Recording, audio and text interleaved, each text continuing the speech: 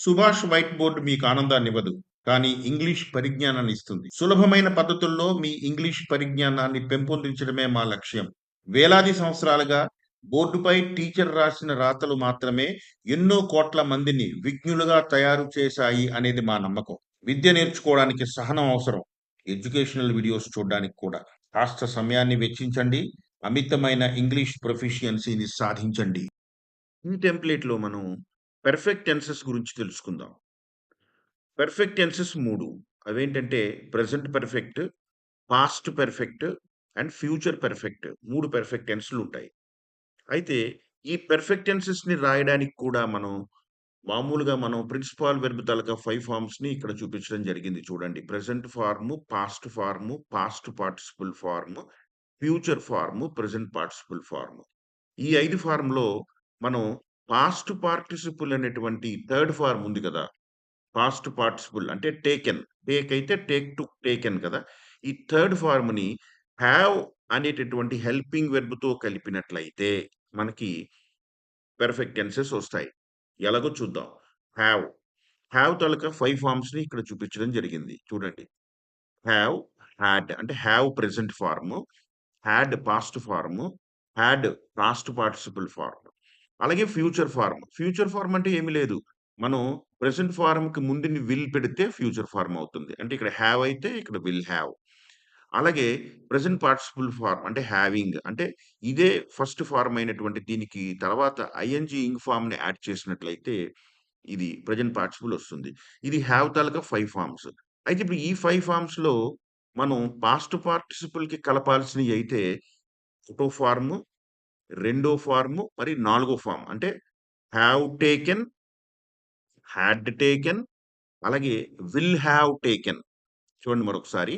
Have taken, అలాగే పెర్ఫెక్ట్‌లో had taken, అలాగే future పెర్ఫెక్ట్‌లో will have taken. ఎలాగో చూద్దాం. చూసారా ఇక్కడ? ప్రెజెంట్ పెర్ఫెక్ట్‌లో నేను సబ్జెక్ట్‌కి హావ్ ఆర్ హాస్ అంటే ఇది హావ్ ఆర్ హాస్ కలిపాను. అలాగే పాస్ట్ పార్టిసిపుల్ అంటే హావ్ ఆర్ హాస్‌కి పాస్ట్ పార్టిసిపుల్ కలిపితే చూడండి కాబట్టి ఐ హావ్ టేకెన్ అయిందిక్కడ. అలాగే పాస్ట్ పెర్ఫెక్ట్ చూసుకున్నట్లయితే ఈ హావ్ పక్కన ఉన్న హాడ్ అంటే పాస్ట్ ఫార్మ్. పాస్ట్ పెర్ఫెక్ట్‌లో పాస్ట్ ఫార్మ్‌ని కలిపాను నేను. అంటే చూడండి subject plus had plus past participle taken పెట్టాను. అలాగే ఫ్యూచర్ పెర్ఫెక్ట్‌లో ఏం చేసామంటే చూడండి ఇగో విల్ హావ్ పెట్టాము ఇక్కడ. చూసారా? Subject plus will have plus past participle. అంటే ఇక్కడ ఏమైందో చూడండి. మూడిట్లోనూ గూడా పాస్ట్ పార్టిసిపుల్ వచ్చింది. వచ్చి ఇక్కడ హావ్ ఇక్కడికొచ్చేసరికి హాడ్ అయింది. ఇక్కడికొచ్చేసరికి విల్ హావ్ అయింది. ఇగో ఇక్కడ హావ్, హాడ్, విల్ హావ్. ఇక్కడ చూడండి I have taken, I had taken, I will have taken. ఈ టెంప్లేట్‌లో మనం యూజ్ ఆఫ్ పెర్ఫెక్ట్ టెన్సెస్ గురించి మాట్లాడుకుందాం. ఇక్కడ మనకి 3 పెర్ఫెక్ట్ టెన్స్‌లున్నాయి. ఒకటోది ప్రెజెంట్ పెర్ఫెక్ట్, రెండోది పాస్ట్ పెర్ఫెక్ట్, మూడోది ఫ్యూచర్ పెర్ఫెక్ట్. ఇక్కడ చూడండి ప్రెజెంట్ పెర్ఫెక్ట్ టెన్స్‌కి హావ్ ఆర్ హావ్ గాని, హాస్ గాని వేసి తర్వాత పక్కనే పాస్ట్ పార్టిసిపుల్ అంటే వి3 ఆఫ్ ది వెర్బ్ 3 ఉండడం జరుగుతుంది. అంటే have or has plus past participle ఉంటది. అలాగే పాస్ట్ పెర్ఫెక్ట్ వస్తే చూడండి ఇక్కడ హ్యాడ్ మాత్రమే ఉంటది. హ్యాడ్ ప్లస్ వి3 ఉంటది. అంటే హ్యాడ్ ప్లస్ పాస్ట్ పార్టిసిపుల్ ఉంటది. అలాగే ఫ్యూచర్ పెర్ఫెక్ట్ వచ్చేసరికి విల్ హావ్ ఉంటది. విల్ హావ్ వచ్చి దానికి ఎక్కడొస్తది? వి3 వస్తది. ఒక విషయం ఏంటంటే 3 టెన్సుల్లో కూడా పాస్ట్ పార్టిసిపుల్ కామన్. చూడండి ఇక్కడ పాస్ట్ పార్టిసిపుల్ ఉంది. ఇక్కడ కూడా పాస్ట్ పార్టిసిపుల్ ఉంది. కేవలం ఇక్కడ హెల్పింగ్ వెర్బ్‌లు మాత్రమే హావ్ ఆర్ హాస్ ఇక్కడికొచ్చేసరికి హాడ్‌గా మారుతుంది. ఇక్కడికొచ్చేసరికి విల్ హావ్‌గా మారుతుంది. ఇది స్ట్రక్చరల్ ఇష్యూ. అయితే ఇప్పుడు ఈ టెన్సెస్ ఎలా వాడుతాం అనేది చూద్దాం ఒకసారి. ప్రెజెంట్ పెర్ఫెక్ట్ టెన్స్‌ని మనం చూడండి ఇక్కడ జస్ట్ కంప్లీటెడ్ యాక్షన్స్‌కి అలాగే ఆల్రెడీ కంప్లీటెడ్ యాక్షన్స్‌కి వాడతాం. జస్ట్ కంప్లీటెడ్ యాక్షన్స్ అంటే ఇప్పుడే పూర్తయినటువంటి పనులు. ఆల్రెడీ కంప్లీటెడ్ యాక్షన్స్ అంటే ఇప్పటికే పూర్తయిపోయినటువంటి పనులు చెప్పడానికి వాడతాం అన్నమాట. చూడండి ఇక్కడ ఎగ్జాంపుల్స్ ఉన్నాయి. చూడండి ఐ హావ్ హావ్ ఇక్కడొచ్చింది. ప్లస్ కంప్లీటెడ్ వి3 వచ్చింది. I have just completed the work. ఆ పని ఇప్పుడే నేను పూర్తి చేశాను. ఆ పని నేను ఇప్పుడే పూర్తి చేశాను. అలాగే రెండో ఎగ్జాంపుల్ చూస్తే వి హావ్ జస్ట్ రీచ్డ్ మేము ఇప్పుడే చేరుకున్నాము. హ్యావ్ రీచ్డ్ మధ్యలోకి ఏమొచ్చింది? జస్ట్ వచ్చిందనమాట. ఓకేనా? So, we have just reached the town. మేమిప్పుడే టౌన్ చేరుకున్నాము.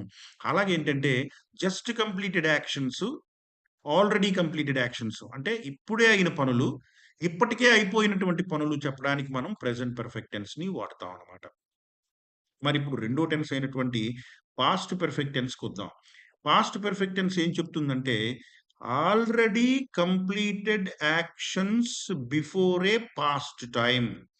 అంటే ఇందులో మనం ఒక పాస్ట్ టైమ్‌ని తీసుకోవాలి. ఒక పాస్ట్ మూమెంట్‌ని తీసుకొని, అంతకంటే ముందే ఆ పని పూర్తయిపోయింది అని చెప్పడానికి మనం ఈ టెన్స్ వాడతాం. ఇక్కడ ఎగ్జాంపుల్స్ చూస్తే మీకు అర్థమవుతుంది చూడండి. బై 7:00 యెస్టర్‌డే నిన్న 7 గంటలకల్లా, నిన్న అంటే పాస్ట్ మూమెంట్. నిన్న 7 గంటలకల్లా I had completed the work. నేను పని పూర్తి చేసేసాను. అంటే ఎప్పుడు చెప్తున్నాడు? ఒక పాస్ట్ మూమెంట్ అంతకంటే ముందే పూర్తయిపోయిందని చెప్తున్నాడన్నమాట. రెండో ఎగ్జాంపుల్ చూసినట్టయితే చూడండి. We had reached there. మేమక్కడికి చేరుకున్నాం. ఎప్పుడు చేరుకున్నాం? Before he came. అతడు రాడానికి ముందే. అంటే అతడు రావడం అనేది ఒక పాస్ట్ మూమెంటు. అంతకంటే ముందే ఈ పని జరిగిపోయింది. అతడు రాడానికి ముందే మేము చేరుకున్నాము అనే విషయం. అంటే ఓవరాల్‌గా మనకేమర్థమవుతుందంటే, already completed actions before a past time. ఒక గత మూమెంట్ కంటే ముందే ఒక పని జరిగిపోయిందనే విషయం ఇక్కడ క్లియర్‌గా తెలుస్తుందనమాట. ఓకే. ఇప్పుడు ఫ్యూచర్ పర్ఫెక్ట్ గురించి చూసుకుందాం. ఫ్యూచర్ పర్ఫెక్ట్ దేనికి పనికొస్తుందంటే, ఇది కూడా ఆల్రెడీ కంప్లీటెడ్ యాక్షన్స్ బిఫోర్ ఏ ఫ్యూచర్ టైమ్. అంటే పూర్తయిపోయిన పనులు ఎప్పుడు ఒక భవిష్యత్తులో ఒక మూమెంట్ కంటే ముందే ఒక పని పూర్తయిపోద్ది అని చెప్పడం. ఒక భవిష్యత్తు మూమెంట్ కంటే ముందే ఒక పని పూర్తయిపోద్ది అని చెప్పడం అన్నమాట. ఎలా చెప్పాడో చూద్దాం ఇక్కడ చూడండి. వి విల్ హావ్ చూడండి. వి విల్ హావ్ రీచ్డ్ అంటే మేము చేరుకుంటాము. ఎప్పుడు? టౌన్‌కి బిఫోర్ సన్‌రైజ్. అంటే సన్‌రైజ్ కంటే ముందే. సన్‌రైజ్ అనేది ఒక ఫ్యూచర్ మూమెంట్. అంత ముందే చేరుకుంటాము. అంటే we will have reached the town before sunrise. సూర్యోదయం కంటే ముందే మేము టౌన్‌కి చేరుకుంటాము అని చెప్తున్నాడన్నమాట. అలాగే ఇక్కడ చూడండి. We I will have completed the work by morning. ఉదయానికల్లా నేను పూర్తి చేసేస్తాను. అంటే ఉదయానికి ముందే. అంటే ఉదయం అనేది ఒక ఫ్యూచర్ మూమెంట్. అంతకంటే ముందే ఒక పని నేను పూర్తి చేసేస్తాను అని చెప్తున్నా.